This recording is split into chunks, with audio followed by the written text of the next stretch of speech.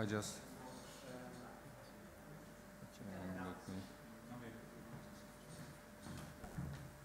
Thank you.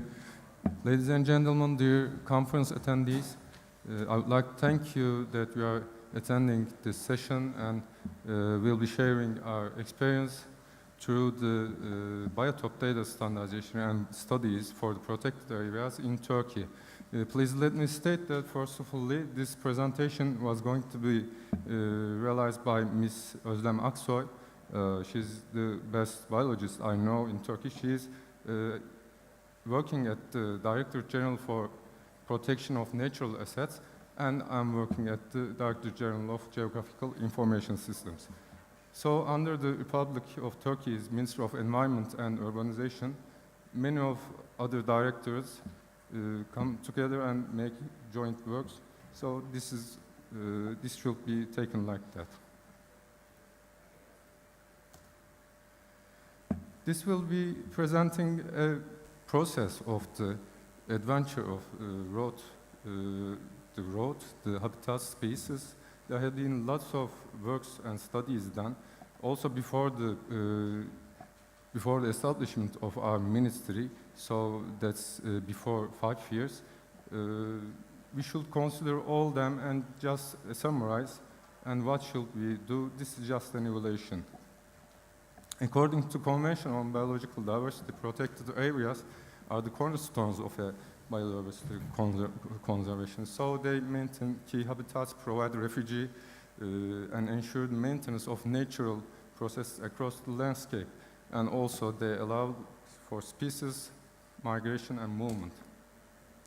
So better manage, better connect, and better govern, finance protected areas. This should be recognized as the key to both mitigation and adaptation responses to climate change. During the Environmental Protection Agency for Special Areas governance term, so this is before the ministry's establishment, biodiversity research and species and habitat monitoring projects were carried out in the special environmental protected areas. We call these SEPAs, and these are registered on, based on Barcelona Convention.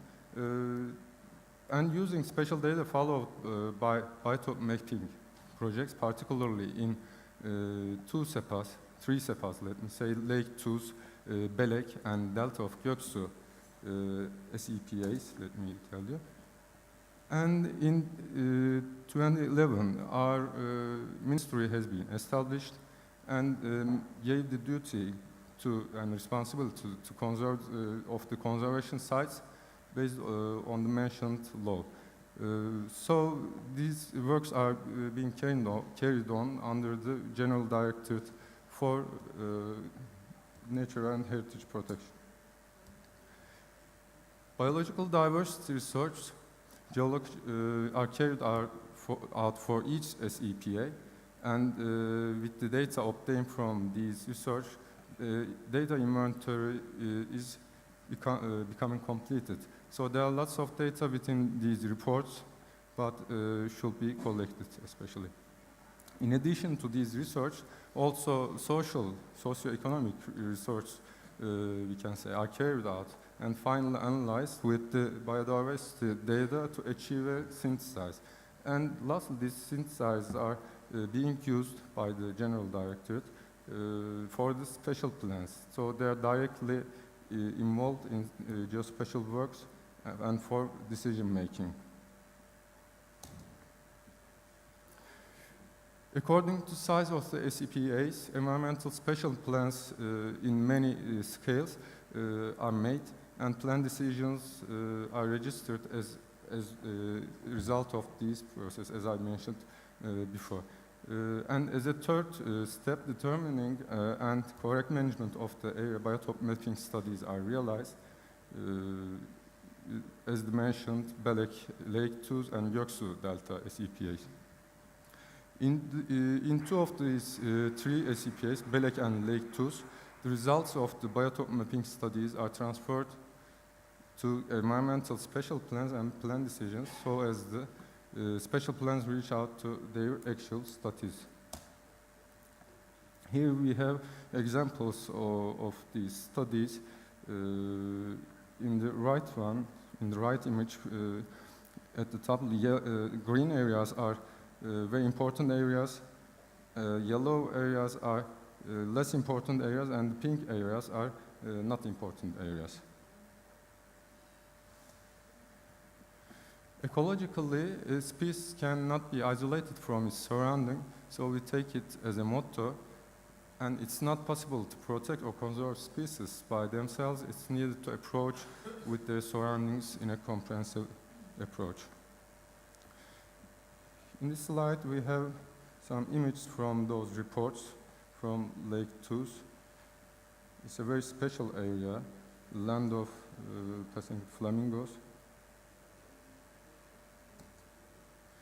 And this image is from Gölbaşı Special Environmental Protection Area, and this area is nearby Ankara, in Ankara, in fact.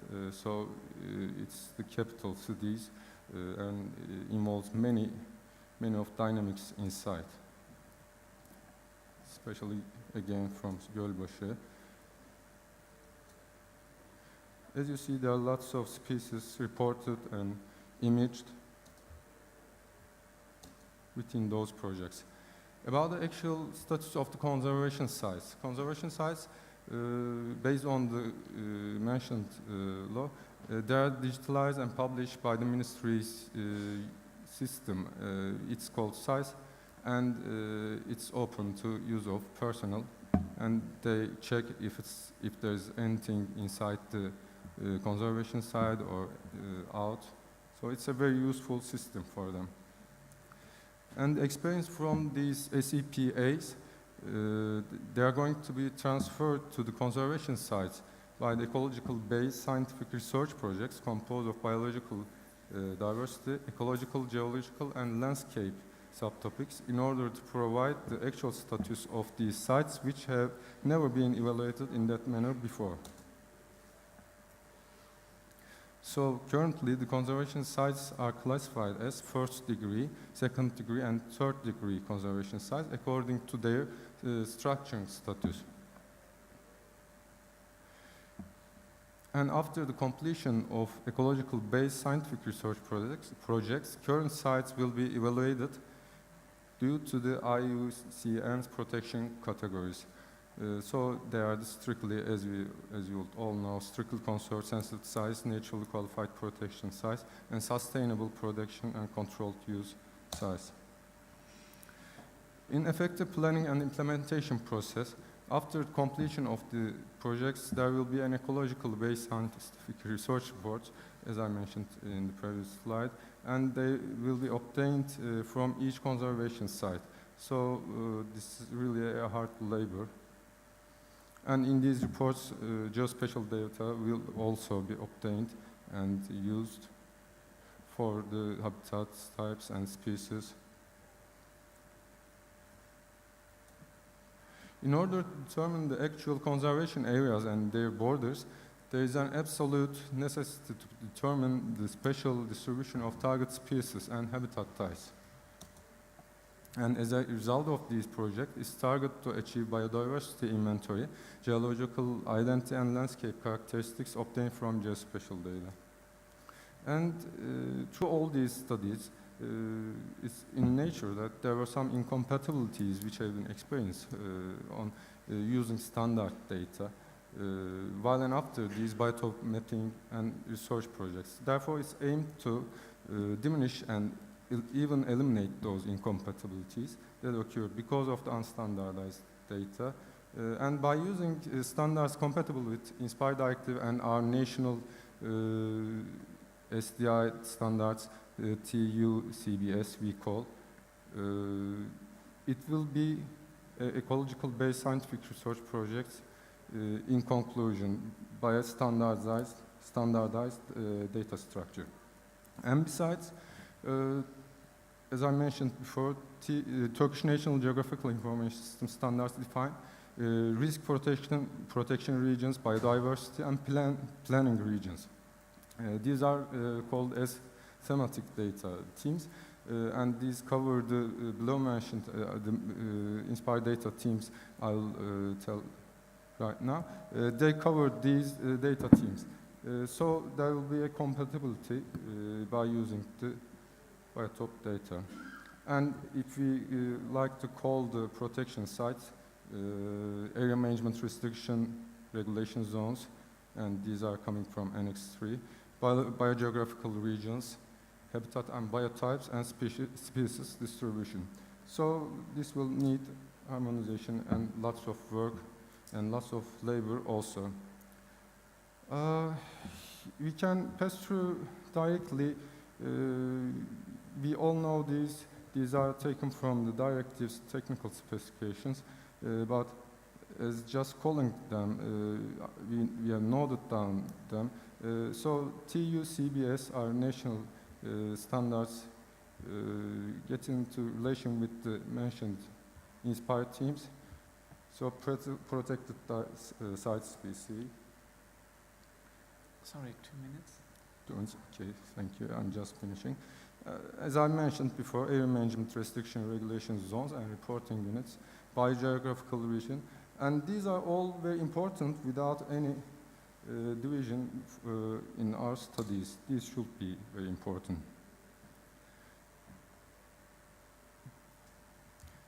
And besides, General Directorate of Geographical Information System conducts technical assistance for capacity building in horizontal sector for the implementation of INSPIRE Directive project. This directly conducted by our directorate, and some of the activity sets in this project also include many of the data teams that the biotope mapping studies would need. So, General Directorate of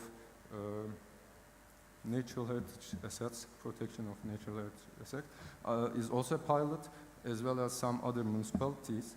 And all inspired data teams will be examined through the studies of this project. And within the Muğla Metropolitan Municipality, the SEPAs will be used as pilot, let me tell. And in conclusion, Ministry of Environment and Urbanization has conducted many projects related to biotope mapping, and by gaining a wide experience, and this experience is also increasing with the ongoing studies. The processes define the roadmap and setting the necessity of implementing a standardized structure, and TU-CBS standards and technical assistance for capacity building in the horizontal sector for the implementation of INSPIRE Directive projects maintain a key role in the biotope mapping studies. Thank you. Thank you very much. Thank you. I'm sorry for that. I was a little bit ill from yesterday, Barcelona. No problem. Thank you very much for jumping in. So also just to mention, you took over the presentation from your colleague who couldn't come, so it's great. Are there any questions from the audience? And in the meantime, I would ask the gentleman in the back. Sorry, I don't speak Spanish, but could you get your colleague, please, that we get the next presentation on the screen? Are there any questions?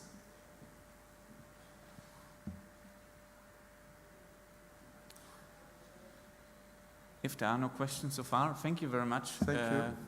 If there's anything about the presentation or works, everybody would contact directly with Ms. Özlem Aksoy. Her email is here. Thank you very much.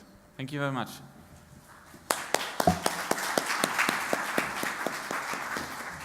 So now, could you please get the colleague that we can open a PDF on the second screen?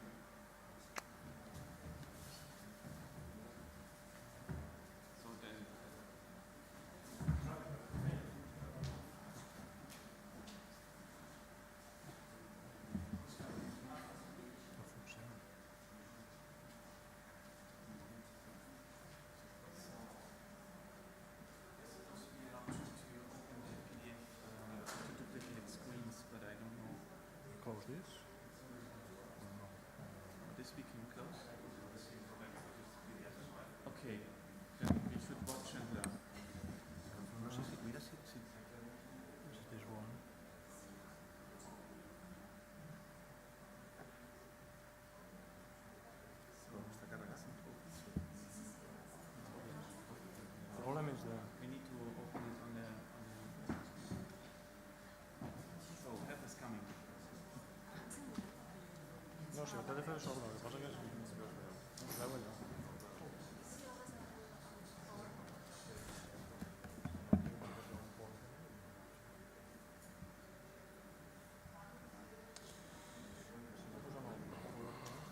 Mira, no és qüestió que es vegi o no. El tema és que treballem en estès, ¿vale? Això no treballa en duplicat, això no treballa en estès al PDF. Quan llegiu cap allà mireu, això no mola res. ¿Vale? Si no, aneu cap allí, screen resolution, feu duplicat, ¿vale? No canvia la resolució ni canvia res. Keep changes, ok. I control L, és fàcil. El tema, quan torneu...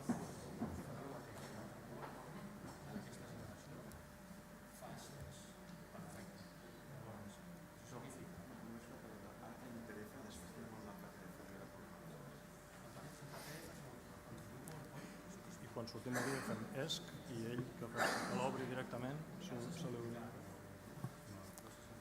per passar-ho cap aquí. Okay, thank you very much. Gracias. So, the floor is yours. Okay. Welcome everybody and thank you to coming. I am Pau Sainz del Maza.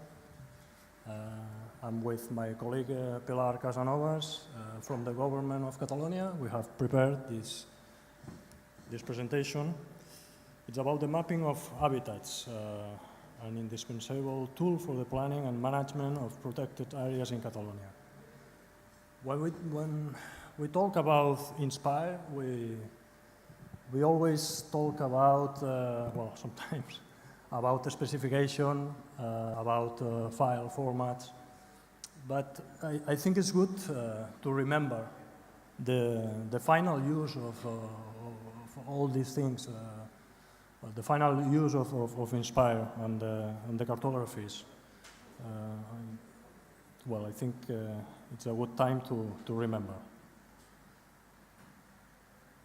A good cartographic information about the elements of the natural heritage is essential to know the natural value and the nature conservation status of any given place. It is also essential to find solutions to the problems raised by the global change, land use change, climate change, pollution, alien species.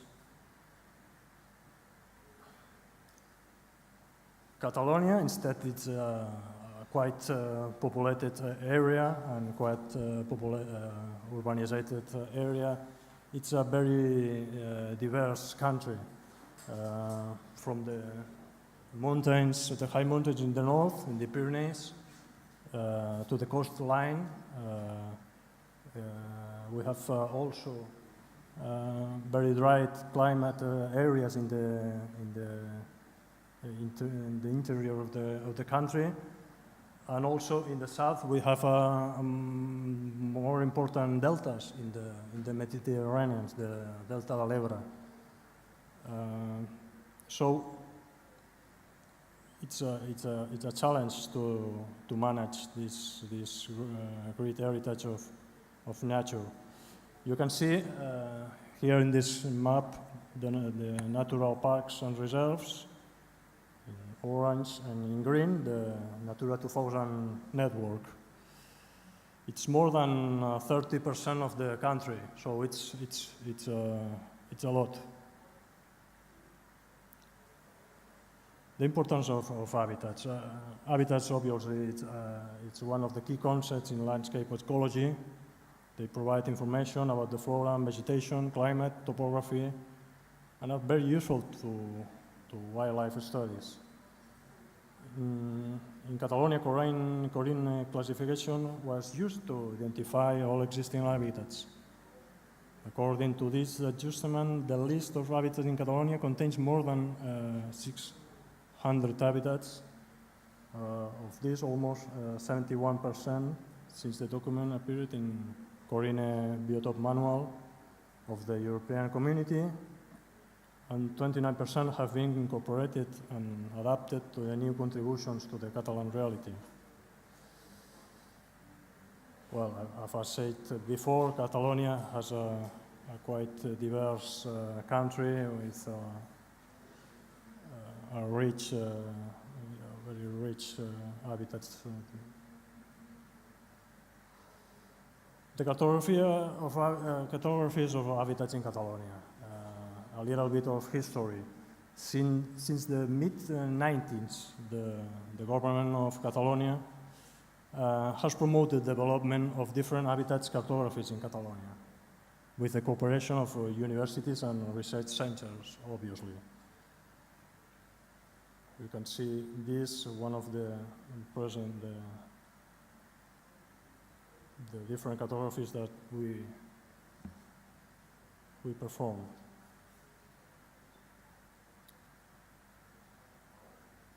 Since the last years, with the cartography of littoral habitats in Catalonia. Well, the first of these cartographies, the cartography of Catalan habitats, it's based on the interpretation and adaptation of the classification of habitats in the European Union, according Biotope manual. From this list, the habitats of interest, communitary interest, are derived.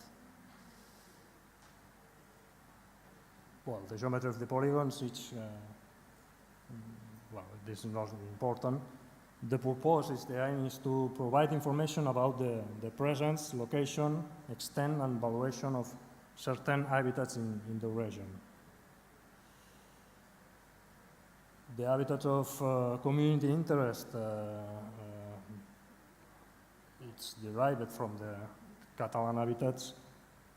It's created in the first version from 1998 to 2003.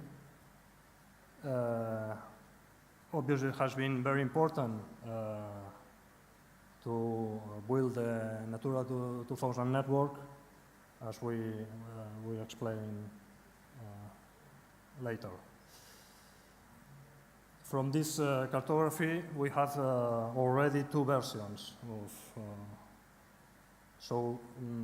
This is important also to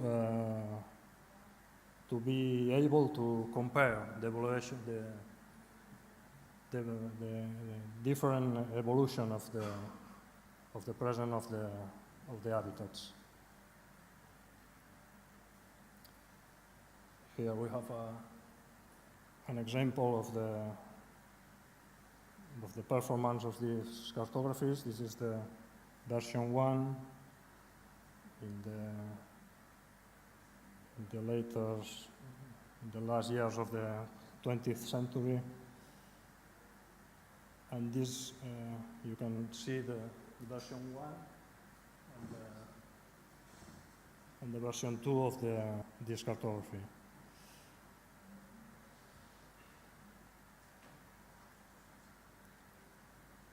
And obviously, these cartographies has information associated for each habitat. So this is obviously important to have not only the location of the habitat, also it's important to know something more about the status of the habitat, the conservation, the characteristics, etc. Some applications of these cartographies, as I said before, has been a tool very important to build the Natura 2000 network. This, especially in 2006, to build more than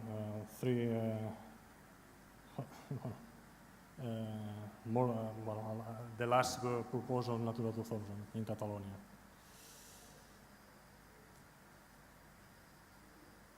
Well, later it has been one of the main tools to the implementation of the necessary management measures to ensure the favorable conservation status of sites during this period, and then to the designation of the special areas of conservation. Also, we note the boundaries of another case of these applications has been the revision of the natural protected site of Moianès, a site in the center of Catalonia. These boundaries have been revised based on the new information about rare habitat cartographed in the version 1 of habitats. Here we have an example of the works for the implementation of Natura 2000 network. In green you can see the one of specific habitats that we have to protect, and the line in green also means the Natura 2000 sites. And this is an example of the revision of the natural site of Moianès, based on the new information about a rare habitat that was included in the cartography. Okay. Well, apart of this, we have built for the some natural parks more detailed cartography. Well, we can say these are by the moment the parks that we have in black, more detailed cartography of habitats. Now you can see these some examples here from the Natural Park of Cap de Creus in the north. And these cartographies are very useful for the management of the natural park. Some examples from the Natural Park of Els Ports. This has been used to planning and subsequent exploration of new places of Lepidoptera location, or for a little bird that you see in the picture also.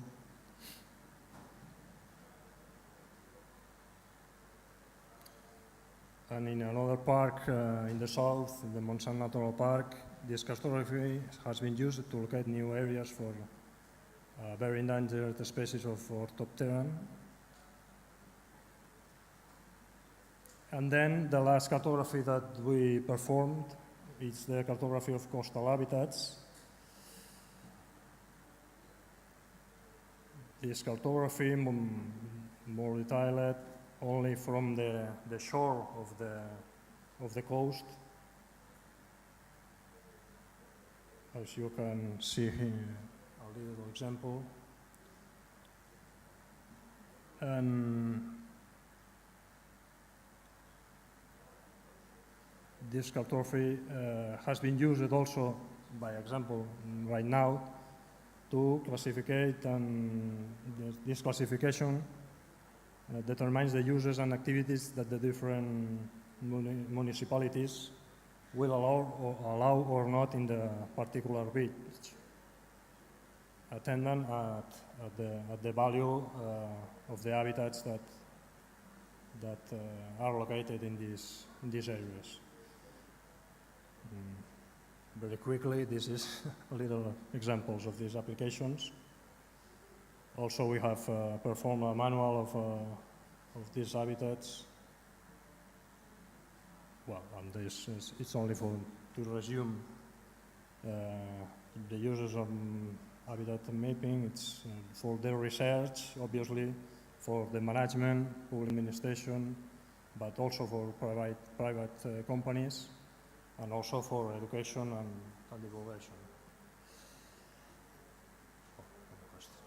It's the end. And thank you.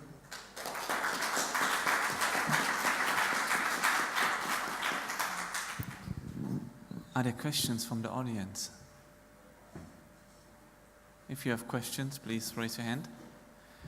Otherwise, I would like to know in which data format do you provide the information about the habitat mapping? So, of course, we are at the Inspire conference. So, did you make use of Inspire teams? Did you include it as you share it with several stakeholders? Yeah, it's before we said that if it was interesting to think about Inspire before begin a project. We have to say that in these projects we have to think about Inspire later, but well, we have to adapt the cartography. Is not the good manner, I think. As said before someone, I think it's better first think about Inspire and then perform the project. Yeah. It's not what it wasn't this case, but in the future we are going to think about. It is true that this project began. Some of these projects began 20 years ago. So. Yeah. Well. Okay. If there are no more questions, one more question. Okay, we take it. Stefan. Thank you for the presentation.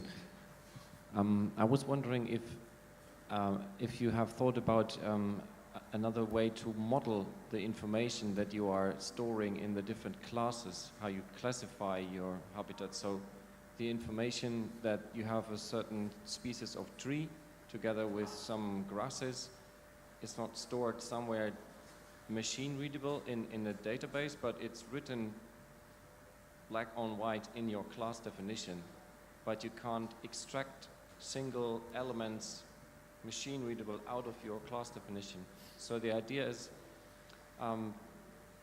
it's a bit of a bigger effort, but as you also think about making use of the Inspire structure, you could make use of a data model that stores the information not only in a textual definition of a class, but the components, how your class is composed as single model elements. So if you have a distribution of a certain tree species across the landscape, you can make that as a search or decision criteria to say, give me out of the database all areas where this certain tree is present in combination with another kind of, I don't know, grass type. And then the software or the computer can tell you possible areas where to find a certain habitat type. I don't know if I understand, but... And I would like to invite you on Thursday to a session where I present such a data model. It's called the Eagle data model. And we try to describe a landscape not by classifying it, giving class names to certain pieces of land, but to describe the more atomic components of landscape like trees, shrubs, grass areas and so on, and describe it in a machine readable way so that you can, so that in the end you are more flexible to query the database to find certain habitat types instead of just comparing class definitions. Maybe we can have this discussion a bit later. So, sorry, just in the interest of time. Thank you very much again for your presentation. Thank you. I would ask Jaume, and I understood that we now solved our PDF problems, hopefully.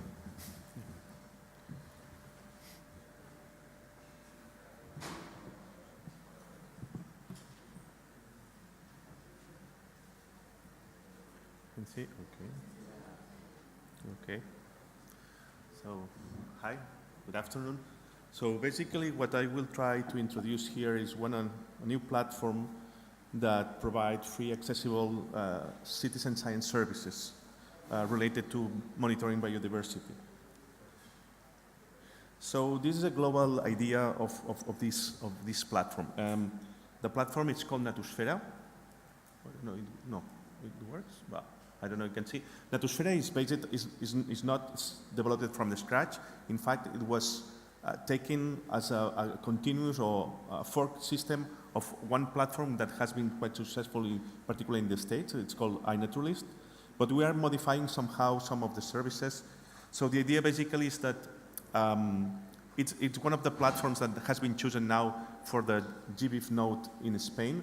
If you are not familiar, GBIF, it's an open infrastructure that it's promoted by governments to provide access to any kind of life form.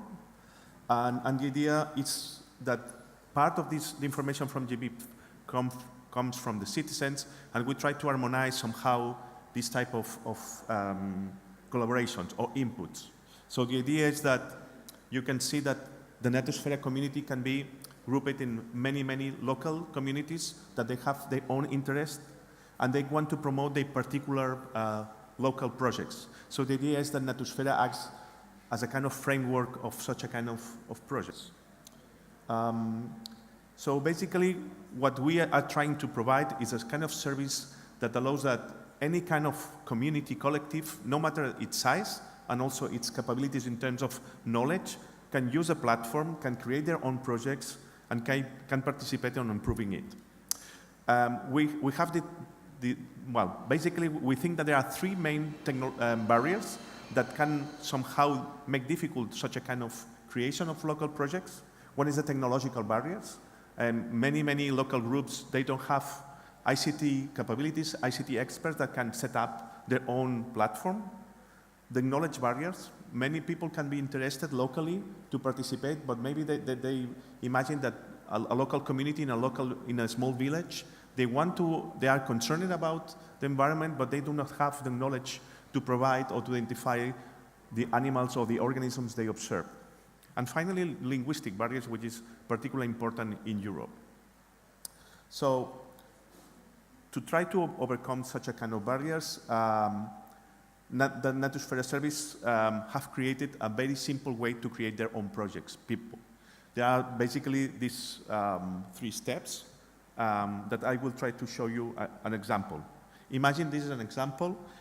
The way the first thing you need to set up in a local project is the region you want to work with. And basically there is a facility that you can draw a polygon, or you can set up boundaries, and then you have created the area in which you want to work. And then there is a form. You can see, I can provide you some details. What you need to set up, first the title of your project and the type. There are several types. I will not go in detail, but you can choose between different types of projects. The second thing is the location that has been already set before. So you have your own region, so you put the title, the type, and the location, and there are 2 more, let's say, these two inputs are mandatory, but second, probably you need a description, what you want to do in your project. And secondly, well, maybe you want to make up a little bit, so you want to make an icon of the project and a cover of the project. Once you have set up these 4 basic things, the system is ready to create the project. You press save, and you will obtain something like this. You will see that you have first a link in which you can refer to anyone who wants to participate in that project. Providing that link, you can access to that project. And if you go to that link, you have something like this. You can see that there is a button to add observations. There is here the cover, the icon, the area you have set, and here there is the description you have put. So you can see that in 10 minutes you can create a project. Let's work on a real project. This project was created like 5 months ago. It was a small community of naturalist association that are linked to a public school. It is in the area close to here, in Sant Feliu de Llobregat.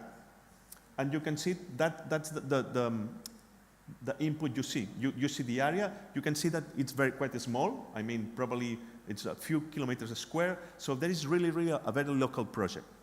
And you can see the map and the observations. They are taking pictures, and they are uploading this in the map. But you can see, well, I don't know if you see so far away, but there are at the beginning there were a lot of question marks, because there are many observations that they don't know how to identify. And this the second part, which is important, it comes the possibility to interact with the whole community. So whenever you see something that you don't know what is it, well, you may know because there is a mobile app, so you take the picture, the GPS can give you the geolocalizations, but then you can ask for identification. And then this goes to the community, and the community starts discussing which taxon could be. With the information provided by the whole community, finally, there is a way to obtain a community identification. In this first stage, it's very simple. If the majority people that are agreeing with a particular taxon ask the taxon for the community. But this can be updated if there are more inputs on the process. So you can see, for example, this is the difference between the start phase and the present phase. Obviously, there are much more observations, but at the same time, you can see that at the beginning, only 50% were well identified, and now, 3 months later, we have 65% of the community of the observations already identified by the community. And this creates the local knowledge. So people from everywhere can contribute, and they can create the local knowledge on that part. So the next steps in Natusfera, one of the is to provide a service for project discovery. Because if someone wants to create a local project in some place, maybe they want to know if there are places or projects more or less similar around the places or with the same subject. And what we are doing now is trying to create an interoperability with existing systems for project discovery services. And also I have to tell you that this will be one of the first open platforms that can be offered to the European Citizen Science Association, which is a relatively new association that deals with citizen science approaches and projects. And basically, it's the idea what I want to mention. So Natusfera is promoted by GBIF Spain. It will be the first open platform offered by EXA and for any kind of collective. As I mentioned, no matter the size and the capabilities of the collectives, that all of them can use such a platform. But the main advantage is since all the platform of these projects are basically framework in the same framework, they're included in the same framework, Natusfera, there is a lot of advantage in terms of interoperability, because in fact, the data models that we use are all the same, they're common in all the projects. And new services are being interoperable to extend this not only within Natusfera, but also to other existing services that are external to that platform. And thank you very much.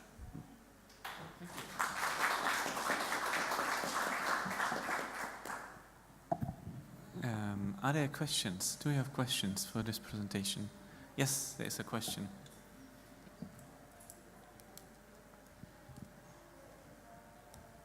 Hello. I wanted to know if this database is available already in the GBIF, and if the conversion to the GBIF database, it has been difficult? No. In fact, you know, as I mentioned, Natusfera has not been built from the scratch. It has been already built from iNaturalist, and in iNaturalist there are like several years of experience, and now the data flow from iNaturalist to GBIF has completely, let's say, solved. We are not already updated because I didn't mention, but it's really new. I mean, we started with Natusfera just a few months ago, but now we are working during the process. But technically, it's completely solved. The only thing that they want to ensure is the quality of the data. And we're in the process of ensure that the quality will be good enough.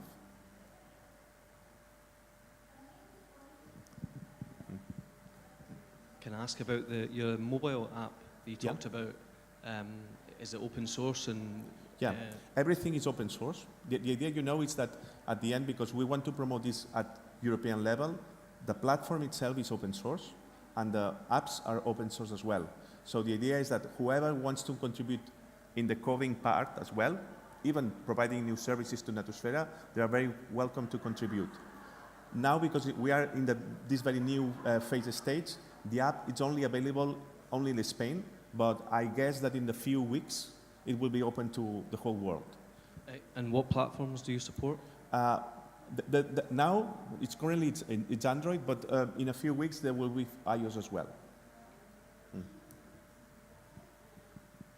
Are there any other questions? I would be interested, actually, I had two questions. One, my third question you already answered with the last slide. So for me, maybe I missed it. How many users are currently active? Yeah, it's very new. Yes. We have now only like 2,000, in users, less than 900. Okay. And less than 2,500 observations. Okay. But it's just 5 months. If we compare with iNaturalist, for example, in the States, now they have like 80,000 users and about 2 million observations. Still sounds very impressive. So, and my second question was, this is the Inspire conference. What's your thought about Inspire? How Inspire can support this? Maybe.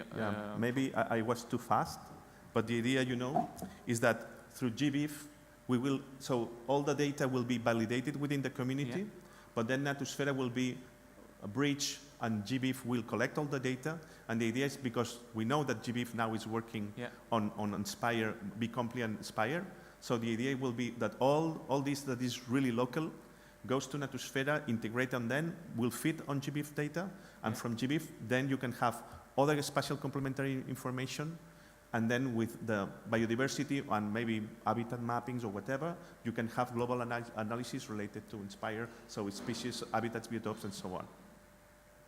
Okay, thank you. That sounds very interesting. Okay, thank you very much.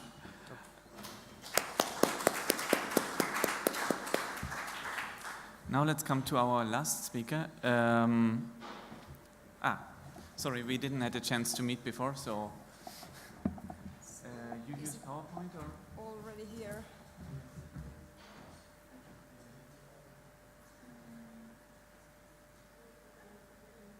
This one. Yeah, sorry that I came so late. Last minute. The floor is yours.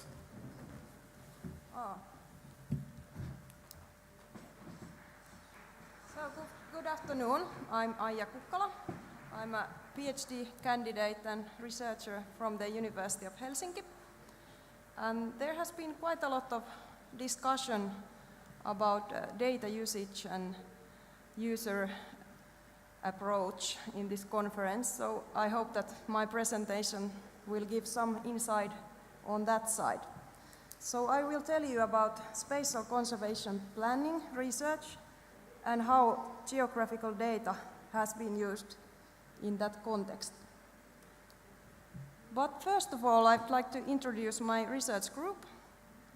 I'm part of the Conservation Biology Informatics group at the University of Helsinki. And our research vision is to develop methods and software for spatial conservation and land use planning, and at the same time support conservation decisions regionally to globally. And our main research tool is GeoNation. It's a software tool for spatial conservation and land use planning.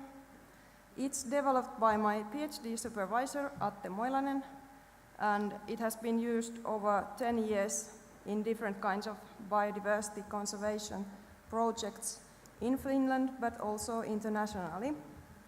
It's free of charge software, and it can be downloaded from our website. Here you can see the link if you're interested in to find out more. And then a little bit of background to my presentations. Many of you know that the European Union has the biodiversity strategy that aims to halt the loss of biodiversity and ecosystem services in the European Union, and also help stopping global biodiversity loss by 2020. But how does this spatial conservation planning science relate to this? Well, it provides some tools and insights how to reach these continental biodiversity targets.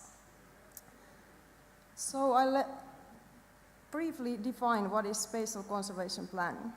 It's a data-driven science seeking for spatial solutions for a more sustainable environment. And spatial prioritization can be defined as a method that is often used to identify, for example, high priority areas for biodiversity conservation, or assess existing protected area networks, for instance. In contrast, it has been used also to identify least valuable areas for environmental impact avoidance. And Geonation is one of these existing spatial prioritization tools. And there you can see an example of a Geonation map output. It produces priority rankings, such like this one. But then a few words about spatial prioritization process. It's a very data-hungry process, and we need a lot of environmental spatial data in order to carry out efficient prioritization. The first phase of prioritization process is the selection of spatial data and pre-processing of it. Most common spatial data resources that are used in spatial prioritization are some sort of biodiversity features. For example, one can use species distribution data. The data can be presence or abundance data, and some modeled species distributions can also be used. And those are provided by different kinds of species distribution modeling tools. And then other biodiversity surrogates can be also used, for example, habitat data or ecosystem services. And Geonation can also take into account other spatial data, for example, cost data, data on threats, other land uses, or data on administrative regions. And when we have selected the data, then comes the prioritization process itself. And when it comes to Geonation, the prioritization is a complementarity-based spatial priority ranking. This means that Geonation takes into account each feature's range size. It tries to keep the balance between the features during the prioritization and gives emphasis to rare features.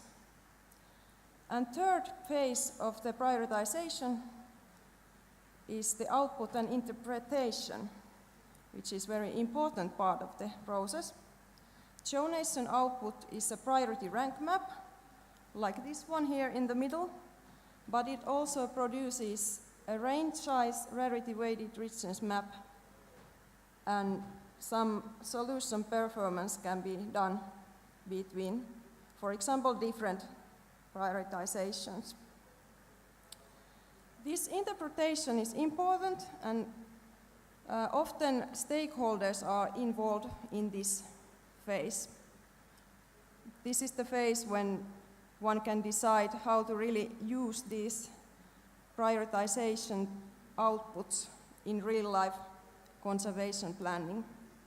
And in the end, hopefully, we'll end up having some fancy land use recommendations aiming at cost-effective and sustainable land use solutions. Okay, then I will shortly tell you about our recent study about spatial conservation planning and spatial data usage. Our aims were to describe how spatial conservation planning takes advantage of the extensive resources of especially environmental spatial data. And secondly, we wanted to summarize currently available global and continental data sources for spatial prioritization. And how we did it? We conducted an extensive literature search. We searched for recent research papers that use either species distribution modeling or spatial prioritization, and in total we had almost 500 research papers to go through. And as time is quite limited, I will show you only a couple of main results that are still a bit of preliminary, but we had the assumption that researchers use data quite simplistic, in a simplistic way. And for example, in terms of climate data, we found out that as much as 86% of species distribution modeling studies use climate data. And however, many of the data that has been used are the same data sets. Some same well-known data sets, like the WorldClim, which is very used and well-known, are very widely used. And however, only 32% of these same species distribution modeling studies use any data on habitats or land cover.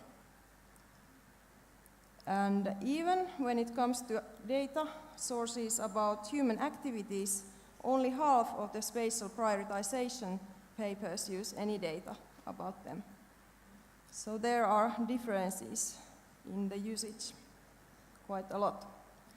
And then we also found that in terms of species data, the data sets that are in use are quite versatile.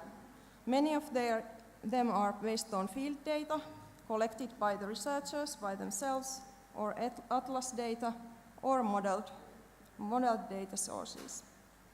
And what is interesting for European people is that 14% of spatial prioritization studies are European-wide studies. And this further highlights the fact that we need continental-wide data sources in research. And overall, we found out in this study that many datasets are quite freely available with relatively high resolution at global and continental extent. And with high resolution, I mean here like a 1 kilometer resolution. And then we also wanted to take a look how Europe is doing. And we took a look the INSPIRE data teams that are here taken from the website. And we took a look at them and evaluated how many of these data teams are important for spatial conservation planning research. And we found out that almost all of them are relevant for spatial conservation planning research. So we really need this data in research. And then a few final concluding remarks about this study. We found out that limitations regarding available species datasets are very well known among researchers, but other environmental datasets are not criticized that often.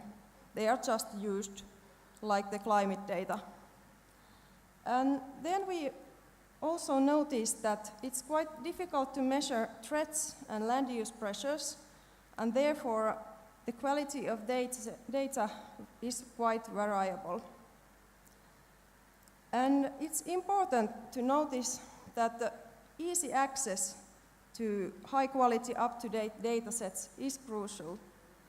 Researchers just tend to use what is easily available and easily citable. So pack your data really nicely and make it easy to access. And as a final thing, I would like to conclude that INSPIRE process has a great potential to further improve data availability, usability, and awareness among researchers. So I would like to thank all my funders and collaborators and you audience for the attention. So thank you very much for the attention. Thank you very much. Are there any questions from the audience? Yes, there's a question.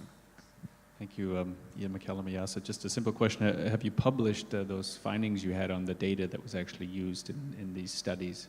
Would be interesting. Thanks. This is just a preliminary study, so I will hope that it will be published soon. Yeah, I also had the same question in the end, how we can actually get a closer look on your analysis of the relevance of the different inspired teams for your work, which is very related also to environmental assessments and supporting environmental policy, so our work. So I think we have there a common scope. Are there any further questions? Yes, Jaume. You mentioned that it's freely available, but is it open source or The you software? Yeah. Yeah, it's freely downloadable, but it cannot be modified further by other users. All right, thank you. Okay, are there any further questions? If not, then I would like to thank you again.